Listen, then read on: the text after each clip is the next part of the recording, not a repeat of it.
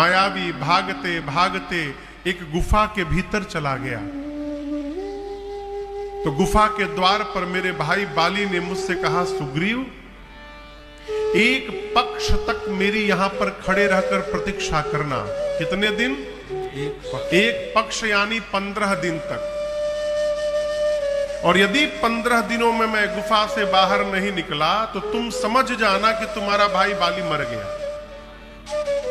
सुग्रीव कहते, प्रभु एक पक्ष नहीं, मास दिवस तहां रहेऊं खरारी,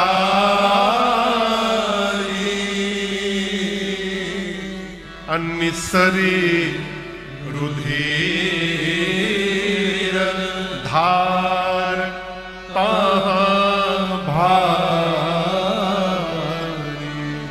सुग्रीव कहते राम जी से, प्रभु बाली ने तो केवल 15 दिन के लिए कहा था, मैं 1 महीने खड़ा रहा वहां पर। कहां खड़ा रहा? गुफा के द्वार पर। 1 महीने बाद जब गुफा के द्वार से रक्त की धारा बहनी प्रारंभ हुई, आगे सुनिए, आगे कहते हैं, मैं समझ गया कि मेरा भाई बाली मर गया। मैं डर गया कहीं आके मायावी मुझे न मार दे। मैं गुफा के द्वार पर एक विशाल पर्वत शिला को लाके रख दिया, पत्थर रख के, और उस गेट को बंद कर दिया। बंद करके मैं राज्य में आया, राजमहल में। और प्रभु, मंत्रियों ने देखा राज सिंहासन खाली है, तो मंत्रियों ने मुझे बरबस राजा बना दिया।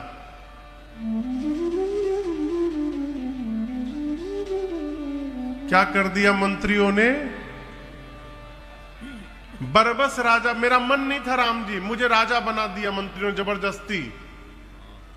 मैं राजा बन के बैठा, तब तक हुआ क्या? मेरा भाई बाली आ गया।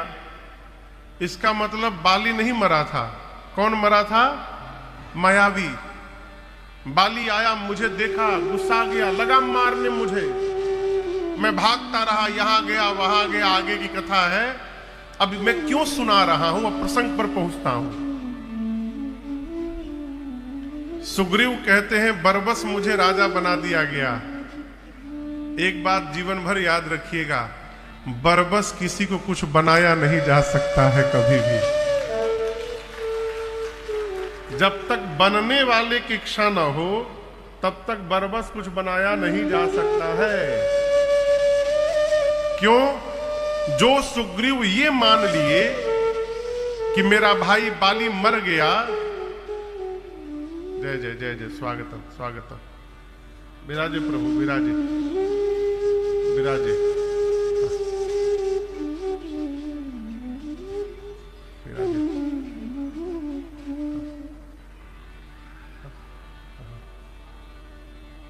जुड़ गया है, बैठ गए सरकार, विराजे, स्वागतम।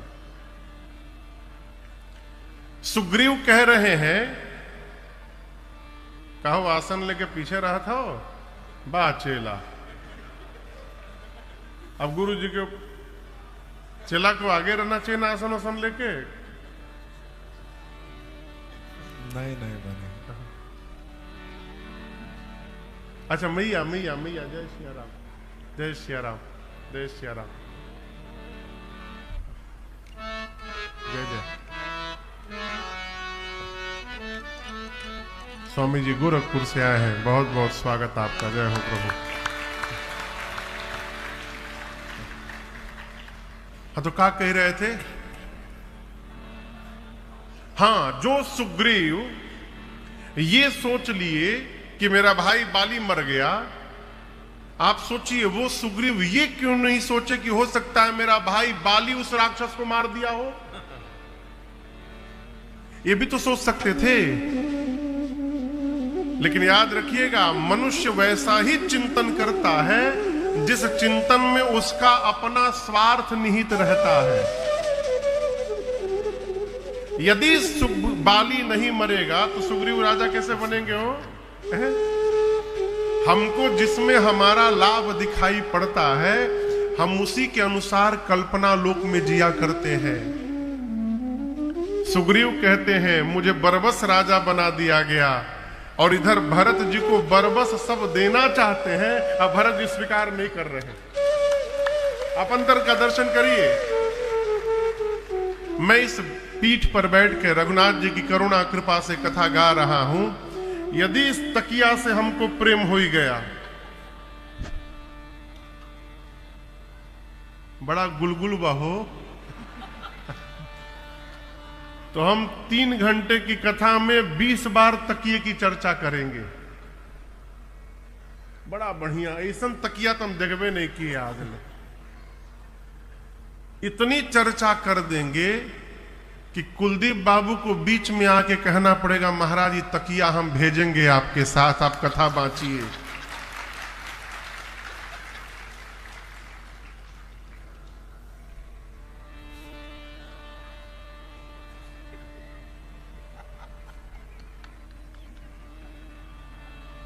अब जैसे गुलाब जामुन खाने का मन करे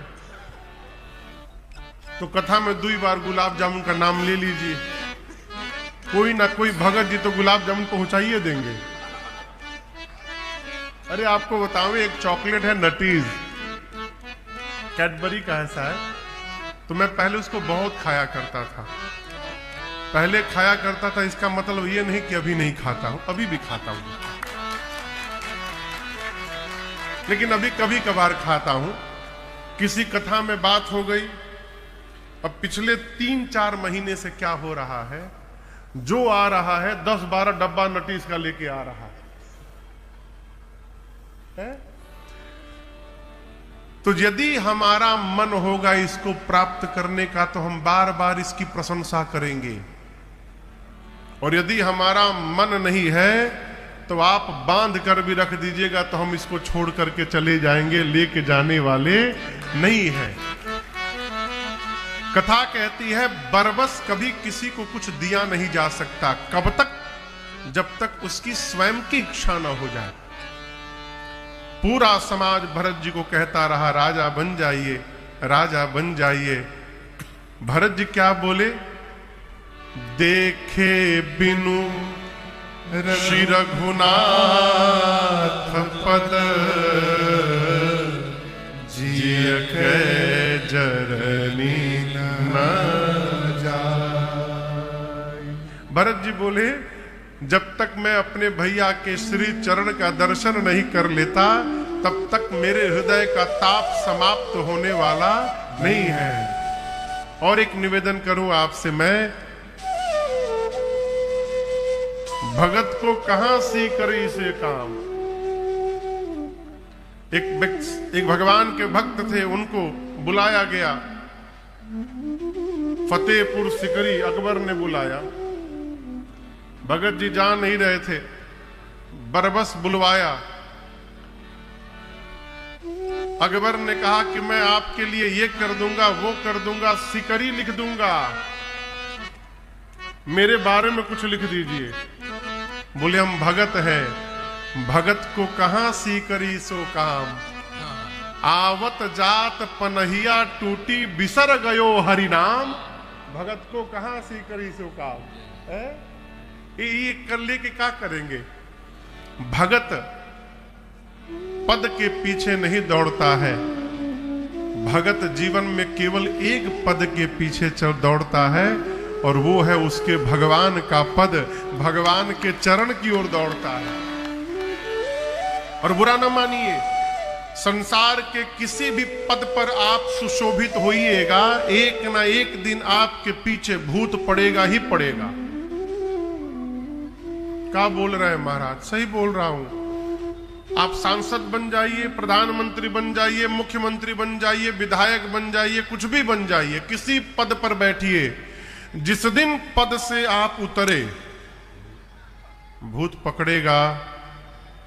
फिर क्या कहा जाएगा? ये भूतपूर्व सांसद जी हैं। तो गलत बोल रहे हैं का? नाम लोग बाद में लेंगे, भूत का स्मरण पहले करेंगे। ये कौन? भूतपूर्व। इतना ही नहीं, यहां से जाने के बाद फोटोओं में भूत पकड़ा रहेगा, वहां भी नीचे नाम लिखा रहेगा तो भूत लगा रहेगा, भूत पूर्व। ऐसा काम में क्यों किया जाए कि भूत प्रेत पकड़ ले? आप कहिए, किसी भी पद पर बैठिएगा उतरना पड़ेगा। केवल मेरे रघुनाथ जी का पद ऐसा है जहां बैठने के बाद उतरना नहीं है, केवल चढ़ते चढ़ते चले जाना है? भरत जी राम पद के लिए दौड़े। आपने कल श्रवण किया, सिंहवेरपुर में आए, प्रातः काल निषाद राजगुह घाट घाट की नाव मंगाकर एक ही बार में भरत जी को उस पार पहुंचा दिए गंगा के। पूरे समाज को लेकर भरत भैया चले। यहां से भरत जी पैदल पैदल चले,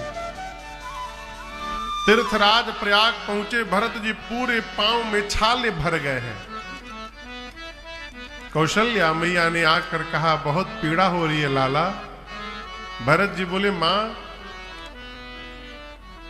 मैंने कौन सा ऐसा कर्म बिगाड़ लिया था कि मेरे कारण मेरे भैया को वन में आना पड़ा है? करम पटकल सफेड़ा पर से। फेड़ा बुझाता?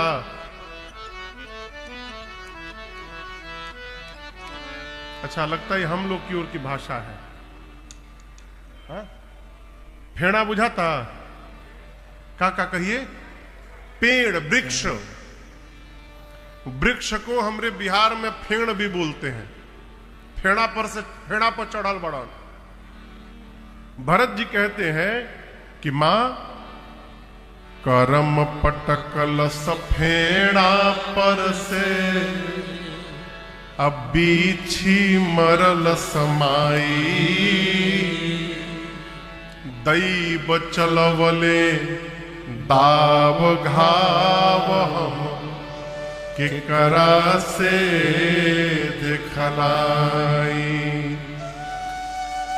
त लोग कही कि ढोंग करत बा, आ दुनिया हंसी उड़ाई। मोर पीर रघुबीर बिना अब केहू ना पतियाई। तो सोचले मन में अचलले वन में, सैन्य समाज जुटाई।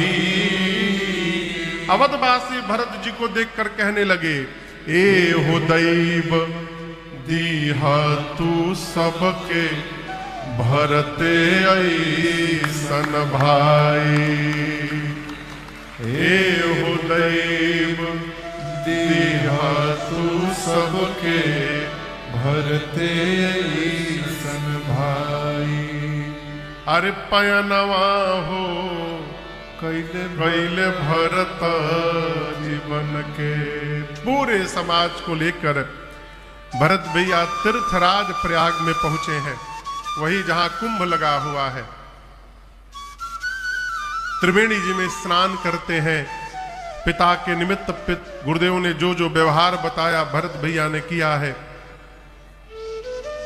तीर्थराज प्रयाग की एक महिमा है, आप लोग को पता है?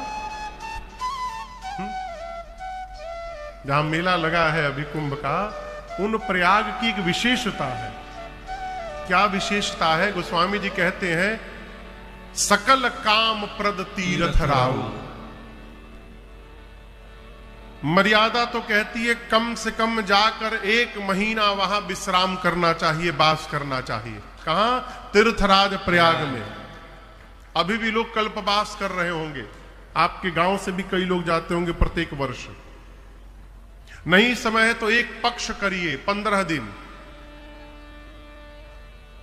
उतनो नहीं है तो 1 सप्ताह। नहीं महाराज बहुत बिजी हैं, 5 दिन ना ना, नॉट पॉसिबल। 3 दिन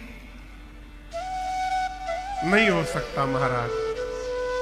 यदि ये भी नहीं हो सकता तो कम से कम 1 रात्रि जाकर अवश्य विश्राम करिए। कितना दिन? और यदि एको रात रहने का टाइम नहीं है तो फिर आपके बारे में हम कुछ बोलेंगे नहीं।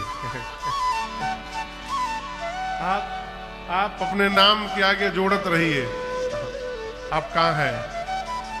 तीर्थराज प्रयाग की महिमा है। उनके पास चारों पदार्थ है, चारि पदार्थ भरा भंडार। चार पदार्थ क्या है? धर्म है, अर्थ है, काम है और मोक्ष है।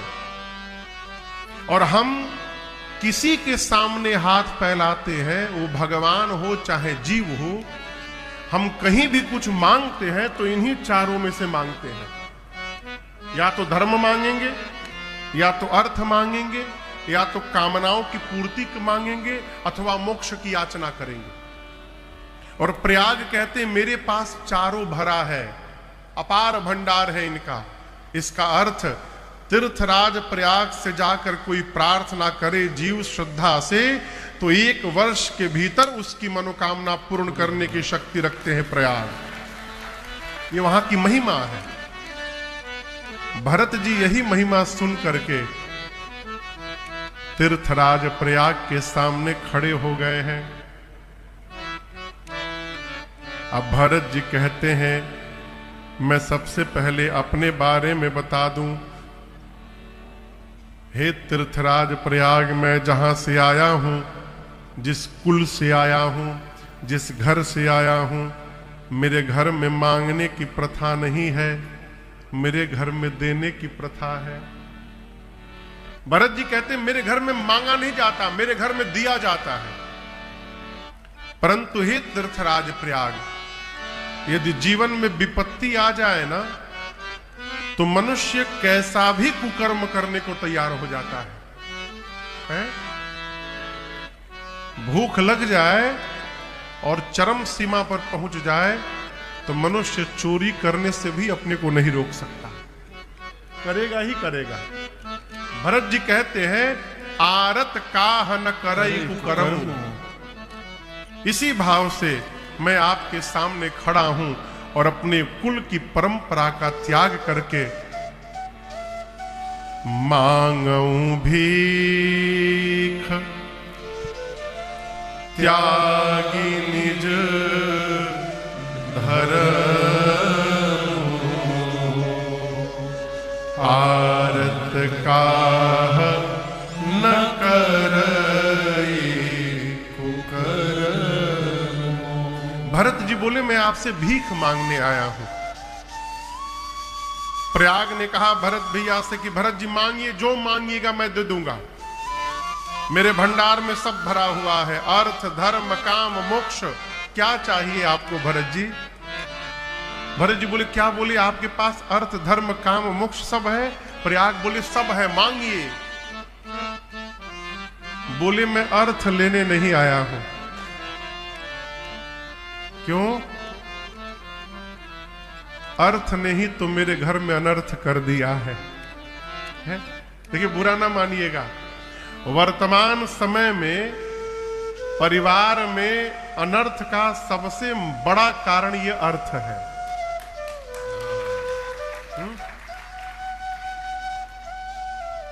घर में ऐश्वर्य होना चाहिए, लेकिन इतना ऐश्वर्य ना हो जाए कि अपना सगा भाई ही हमको शत्रु दिखाई देने लगे। ये ऐश्वर्य किसी काम का नहीं है। हमारे महाराज जी कहते प्रभु परिवार में जब अभाव थोड़ा रहता है ना तो मिल के रहने का स्वभाव बना रहता है, और जैसे अभाव समाप्त हुआ फिर भगवान मालिक है। भरत जी कहते अर्थ लेने नहीं आया हूं, अर्थ ने अनर्थ किया है। धर्म लेने नहीं आया हूं, धर्म बचाते बचाते पिताजी चले गए, भैया वन में आके बैठ गए। इस धर्म ने ही तो सब तोड़ दिया, मैं धर्म भी लेने नहीं आया हूं। कामना मेरे जीवन में कुछ है ही नहीं। देखिए कई लोग मिलते थे हमको, अब तो कम मिल रहे हैं। पहले बहुत लोग ऐसे मिलते थे, समझते थे कि महाराज को कुछ बुझाई तो है ना, जौन मन करे तो ने सुना दो। तो आके कहते थे महाराज हमको शंकर जी दर्शन दिए हैं, हमको हनुमान जी दर्शन दिए हैं, आके बताते थे हमसे। जिसको दर्शन मिल जाएगा वो फिर मांगेगा नहीं कहीं कुछ, वो परिपूर्ण हो जाएगा, भगवान में ही खोया रहेगा। है? दर्शन मिला है उसके बाद भी 99 कहिया 100 हो जाए, इस तिकड़म में लगे हैं। कैसा दर्शन मिला है वो? भरत जी कहते हैं रघुनाथ जी जिसके हो गए हो, है? उसके बाद भी कोई कामना शेष रह जाएगी? मेरे जीवन में कोई मन में कामना नहीं है,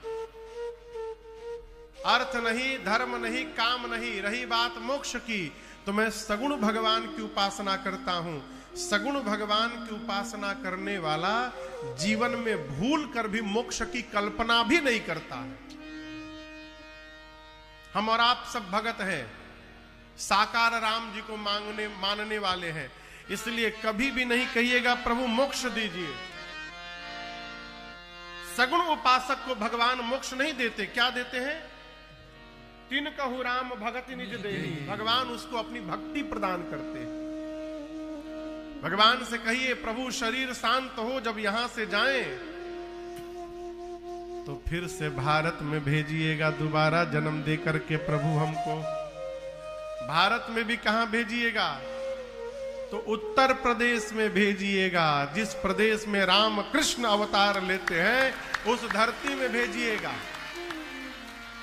हाँ। कहिएगा प्रभु गोरखपुर जिला में ही जन्म दीजिएगा, अगल बगल, बगले में राम जी रहेंगे, बगले में काशी रहेगा। है? सगुण उपासना करने वाले मोक्ष की कल्पना नहीं करते। भरत जी बोले मुझे अर्थ नहीं चाहिए, धर्म नहीं चाहिए, काम मोक्ष कुछ नहीं चाहिए। प्रयाग पूछे क्या चाहिए? भरत जी बोले अर्थ चाहिए ना, धर्म काम चाहिए, बस कौशल्या कुमार मुझे राम चाहिए। कौशल्या कुमार मुझे राम चाहिए। अर्थ चाहिए ना धर्म काम चाहिए, अर्थ चाहिए न धर्म काम चाहिए। कौशल्या कुमार मुझे राम चाहिए। कौशल्या कुमार मुझे राम चाहिए।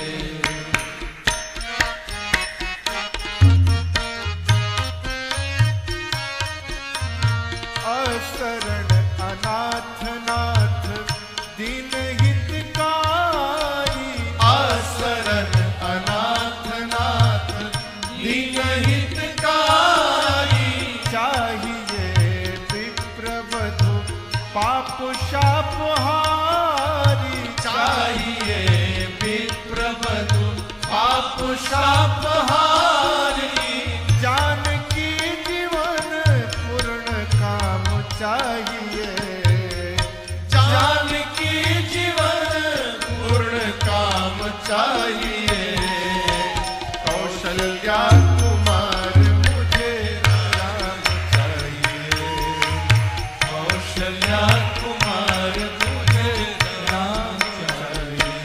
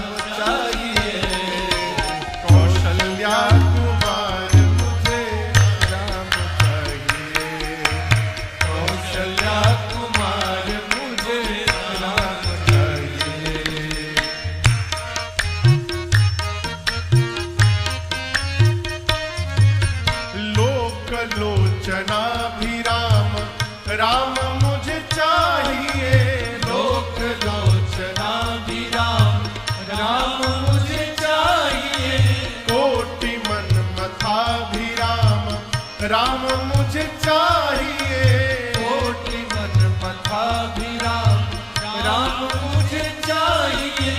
गिरधर गीत सीता भी राम चाहिए, गिरधर गीत सीता भी राम चाहिए। कौशल्या कुमार मुझे राम चाहिए, कौशल्या कुमार मुझे राम चाहिए। अर्थ चाहिए धर्म काम चाहिए, अर्थ चाहिए न धर्म काम चाहिए। कौशल्या कुमार मुझे राम चाहिए, कौशल्या कुमार मुझे राम चाहिए, कौशल्या कुमार मुझे राम चाहिए।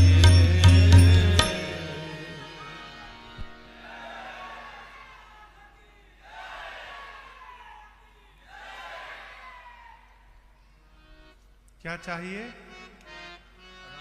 क्या चाहिए? कौशल्या कुमार मुझे राम चाहिए। भरत जी ने कहा, हे तीर्थराज प्रयाग, आप तो कुछ भी देने में समर्थवान है। प्रयाग पूछे, जब अर्थ धर्म काम मोक्ष नहीं चाहिए तो क्या चाहिए? भरत जी बोले, एक आशीर्वाद चाहिए। जब जब मैं धरती पर जन्म लूं, मेरे भैया श्री राम के चरणों में मेरा प्रेम दिन रात बढ़ता जाए, इसके अलावा हमें आपसे दूसरा कुछ नहीं चाहिए। जन्म जन्म रति राम पद। रति जानते हैं? रति किसको कहते हैं डॉक्टर साहब? हाँ, रति प्रेम की सर्वोच्च ऊंचाई का नाम है। प्रेम जब अपने सर्वोत्कृष्ट ऊंचाई पर पहुंच जाता है, उस प्रकार के प्रेम का नाम है रति। क्या नाम है?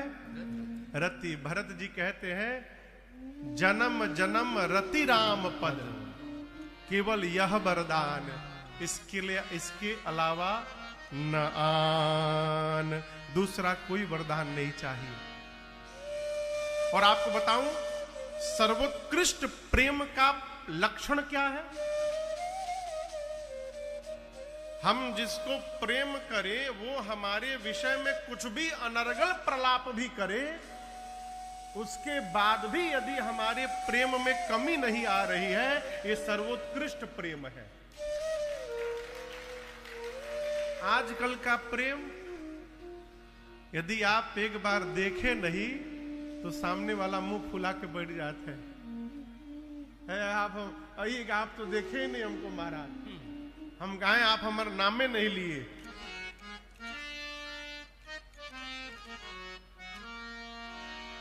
श्री रामचरितमानस के सबसे अंत में पूज्यपाद गोस्वामी तुलसीदास जी एक दोहा लिखते हैं।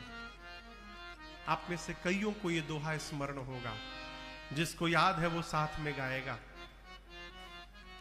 कामिही नारी पियारी जिमी, लोभी प्रिय जिमी तिमी, रघुनाथ निरंतर प्रिय लागहु मोहिरा। पूज्यपाद गोस्वामी तुलसीदास जी जब पूरी राम कथा लिख डाले, ये मानस का अंतिम दोहा है। उत्तरकांड दोहा क्रमांक 130, उसमें भी दो दोहे हैं। ऊपर का क्या दोहा है?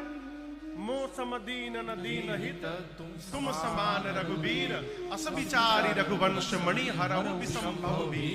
इसके बाद ये अंतिम दोहा, गोस्वामी जी कहते, प्रभु मेरी प्रार्थना है, अंतिम प्रार्थना जीवन की, कामी ही नारी प्यारी जिमी। कामी व्यक्ति स्त्री को जैसे प्रेम करे, और लोभी ही प्रिय जिमि दाम, लोभी व्यक्ति जैसे रुपये को प्रेम करे, तिमि रघुनाथ, हे राघव जी उसी प्रकार से निरंतर हमेशा प्रिय लागहु मोहि राम, हे राम जी मैं उसी प्रकार से आपको निरंतर प्रेम करता रहूं, ये मेरी अंतिम इच्छा है। गोस्वामी जी ने कितने उदाहरण दिए?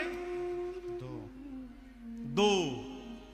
पहला उदाहरण दिया कामी व्यक्ति स्त्री को जैसे प्रेम करे, और दूसरा उदाहरण क्या दिया? लोभी रुपया को जैसे प्रेम करे। और आपको बताऊं ये दोनों उदाहरण प्रेम की पराकाष्ठा है।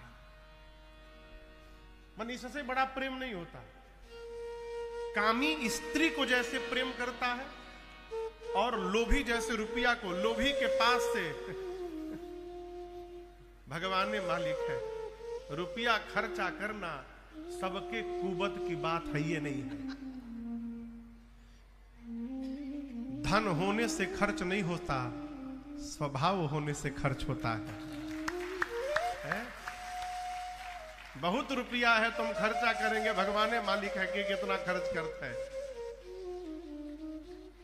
लोभी जैसे धन को प्रेम करे, कामी जैसे स्त्री को प्रेम करे, हे राघव जी उसी प्रकार मैं आपको प्रेम करूं। अब आप बताइए एक से भी काम चल जाता, दो दो उदाहरण क्यों दिया गोस्वामी जी ने? जब एक ही पर्याप्त है तो दो उदाहरण क्यों दिया? ये प्रश्न है। गोस्वामी जी दो लिखने वाले नहीं थे, एक ही लिखने वाले थे।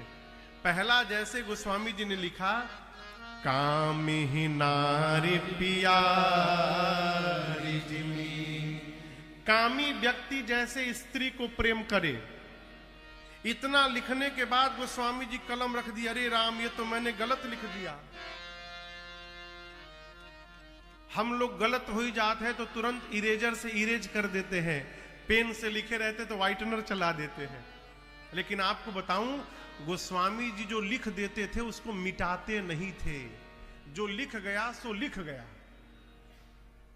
अब ये गलत कैसे है? गोस्वामी जी कहते प्रभु मैंने लिखा कामी ही नारी प्यारी जिमी, कामी व्यक्ति स्त्री को जैसे प्रेम करता है। ये गलत है। क्यों? कामी व्यक्ति स्त्री को प्रेम करता है ये ठीक है, लेकिन कहीं ना कहीं मन में यह भी भाव रखता है कि जैसे मैं उस स्त्री को प्रेम कर रहा हूं वो स्त्री भी मुझे प्रेम करे। भाव रखता है ना? गोस्वामी जी बोले तो गलत लिख दिया। मैं भगवान को विवश कर रहा हूं कि प्रभु आप हमको प्रेम करिए। ये तो मैं भगवान पर दबाव दे रहा हूं कि आप मुझे प्रेम करिए। बोले नहीं प्रभु ये आगे वाला मत पढ़िएगा, बाद वाला लिख रहा हूं, लोभी प्रिय जिमीना। लोभी रुपए को तो प्रेम करता है, लेकिन ये नहीं चाहता कि ये रुपया भी हमको प्रेम करे। वो केवल रुपए को प्रेम करता है और करते रहना चाहता है। गोस्वामी जी कहते प्रभु आप हमको प्रेम करें चाहे न करें ये आप समझिए प्रभु। जैसे लोभी निरंतर धन को प्रेम करता रहता है उसी प्रकार मैं आपको निरंतर प्रेम करता रहूं प्रभु, इसके अलावा हमें आपसे कुछ नहीं चाहिए। ये सर्वोत्कृष्ट प्रेम है। प्रेम में यदि प्रेम है, सामने वाला कुछ भी कहे, प्रेम पर कोई आंच नहीं आता। ये मैं यूं ही नहीं कह रहा हूं, भरत जी कह रहे हैं आगे, हे तीर्थराज प्रयाग मैं भैया को प्रेम करूं, दिन रात प्रेम करूं, एक और प्रार्थना है। प्रयाग बोले क्या प्रार्थना है? भरत जी बोले मैं उनको प्रेम करूं लेकिन उनको न पता चले कि मैं उनको प्रेम करता हूं। ये बड़ी अद्भुत बात। चंद्रभान जी हम लोग किसी को प्रेम करते तो कहने से चूकते नहीं है कि आप समझ नहीं पा रहे हैं कि हम आपको कितना प्रेम करते हैं। यहां भरत जी कह रहे हैं कि मैं प्रेम करूं लेकिन मेरे भैया जान न पाए कि मैं प्रेम करता हूं। प्रयाग पूछे फिर राम जी क्या जाने? भरत जी कहते हैं जानहि राम कुटिल करी मोही।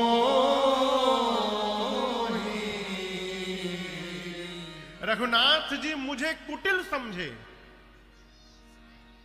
लोग कहाई गुर साहिब द्रोही।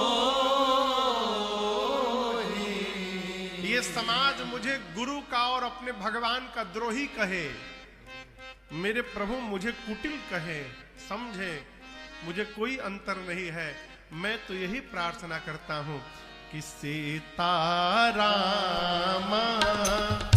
चरण रति मोरे, सीताराम चरण रति मोरे, अनुदीन बढ़ाऊं अनुग्रह तोरे, अनुदीन बढ़ाऊं अनुग्रह तोरे। भरत बचन सुनि माझ त्रिवेणी, भरत बचन सुनि माझ त्रिवेणी, भई मृदुबानी सुमंगल देवी, भई मृदुबानी सुमंगल देवी। तात भरत तुम सब विधि साधो, तात भरत तुम सविधि साधो। रामचरण अनुराग अगाधो, रामचरण अनुराग अगाधो, रामचरण अनुराग अगाधो, रामचरण अनुराग अगाधो। रामचरण अनुराग अगाधो। भरत जी कहते हैं कौन क्या कही रहा है मेरे विषय में, मुझे इससे कोई लेना देना नहीं, केवल आप एक आशीर्वाद दीजिए, सीताराम चरण रति मोरे, दिन रात अनुदिन बढ़ाऊ अनुग्रह तोरे। भरत जी क्यों कहते हैं कि भैया को पता ना चले मैं प्रेम करता हूं, वो मुझे कुटिल कहे? इसलिए कि यदि उनको पता चल गया तो वो मेरी प्रशंसा करेंगे कि भरत जी मुझे बहुत प्रेम करते हैं, और ये सुनने के बाद अभिमान आ सकता है। कोई है हमको हमारी तरह आपको चाहने वाला? ये कहना ही अभिमान है, और यदि प्रेम में अभिमान प्रवेश कर गया तो सब समाप्त हो गया हो। इसलिए भरत जी कहते वो जान ना पावे। भरत जी की बात सुनकर त्रिवेणी जी से आवाज निकली, और त्रिवेणी जी से मां सरस्वती ने ही कहा, तात भरत तुम सब विधि साधु। हे भरत जी आप सब प्रकार से साधु हैं, और मैं कहती हूं राम चरण अनुराग अगाध। श्री राम जी के चरण में आप अगाध प्रेम करते हैं भरत जी, ये मैं कह रही हूं आपको। जीवन में सदैव इस बात का ध्यान रखिए, यदि आपकी प्रशंसा हो रही है तो आपकी प्रशंसा कर कौन रहा है? हमारे महाराज जी कहते थे ये मत ध्यान देना कि क्या कहा जा रहा है, ये ध्यान देना कि कहने वाला कौन है? क्यों? कहने वाला जितना प्रामाणिक होगा उसके द्वारा कही हुई बात उतनी अधिक प्रामाणिक होगी। भरत जी को आशीर्वाद मिला, पूरे समाज के साथ भरत भैया तीर्थराज प्रयाग में भरद्वाज जी के आश्रम में रात्रि विश्राम करते हैं। प्रातः काल विदा लेकर सबसे भरद्वाज जी से भरत जी पूरे समाज को लेकर चलते चलते मंदाकिनी जी के तट पर पहुंचे। कहां पहुंचे? मंदाकिनी चित्रकूट मंदाकिनी जी के तट पर। गोस्वामी जी कहते हैं उहां राम रजनी अवशेषा। कहां पर? कहां पर? देखिए फिर आज घुसल बके हो चिप्स पैकेट लेके बीच में।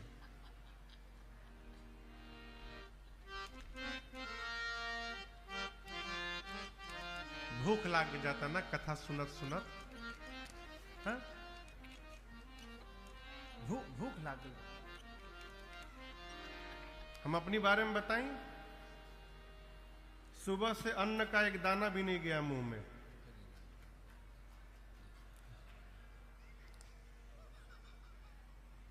एक दाना नहीं गया मुंह में, बिस्कुटों नहीं खे गए अभी ले। सवेरे से सुबह 8 बजे से चल रहा हूं मैं निरंतर। सोचे थे यहां आके प्रसाद पाएंगे, तो यहां पहुंचे हम 2:30 बजे। आए हैं स्नान करके यहां पर आ गए हैं। कथा बाँचता नहीं हम, भूख लागत रुआ सबके। हाँ? कृपा करिए थोड़ा। उधर भैया लोग हैं, वो मना करिए कि बेचे के जगह थोड़े जरा भूख लाल बाहर जाके खा ली। क्या कह रहे थे? राम रजनी अवशेषा। हाँ, भरत भैया पूरे समाज को लेकर के चित्रकूट मंदाकिनी जी के तट पर पहुंचे। गोस्वामी तुलसीदास जी